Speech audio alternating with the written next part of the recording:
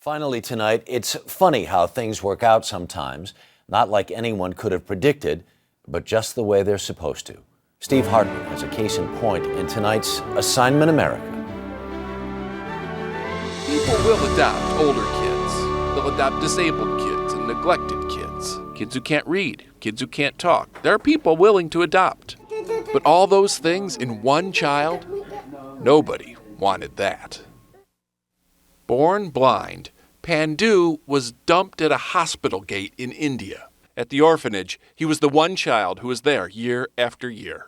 Until last year, when the 5-year-old got swept up by a Denver couple who said he was just what they were looking for. A little boy with his father's eyes. Come on, buddy.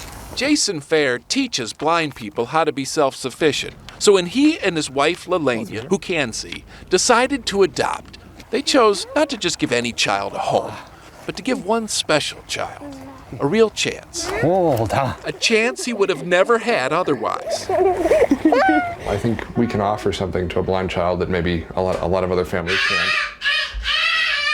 Wow, really? Do you ever wish you were a deaf person and not a blind person? Occasionally I do.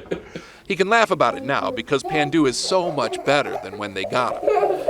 After 5 years in a crib with virtually no human contact, they say Pandu was almost wild. Here, look. But a year later, he's in a mainstream preschool. Look at that. He's beginning to speak for the very first time. He's even learning the finer points of picking out a pumpkin. Yeah.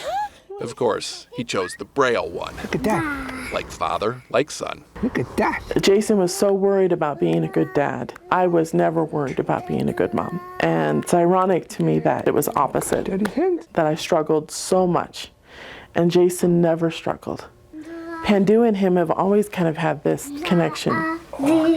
Although it'll be years before Pandu can fully appreciate the enormity of his good fortune. Noodle was surprised. There's no doubt he understands something pretty special is happening to him. The end.